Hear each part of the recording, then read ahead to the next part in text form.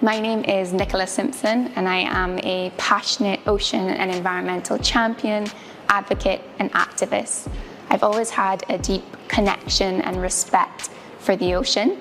I think much of this came from my experiences growing up around my grandparents who lived around the sea, whether it was diving or fishing. I am currently working at the United Nations Development Programme in Barbados and the Eastern Caribbean on a project called the Accelerator Lab.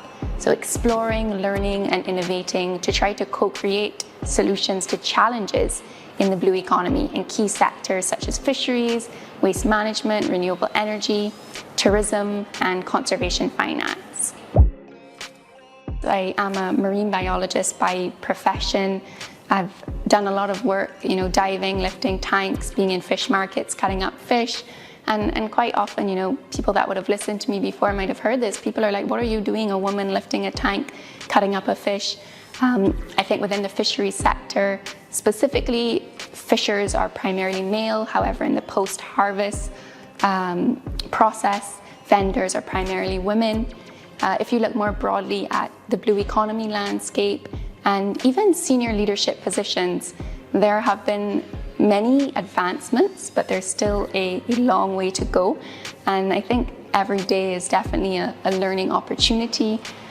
Quite often, if there hasn't been a seat at the table, I make room and I take a chair. And you have to be really confident and comfortable to try to navigate this male-dominated space and be true to yourself that your voice matters as well and just as much as anyone else's.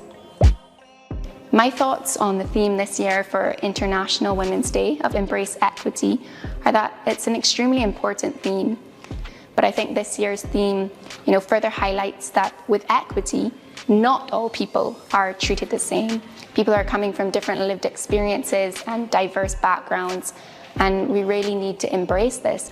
And not only embrace equity, but I think we need to acknowledge, yes, celebrate the advancements and achievements of women within this space, but we shouldn't only do it on one day. We should continue this fight every day. And I think people that have heard me speak on other observances of other international days know that I'm a firm believer, supporter, and doer of doing these things every day. And I think it takes all of us to play our part, that no matter what your lived experience is, we all deserve to have the equal access to opportunities and resources.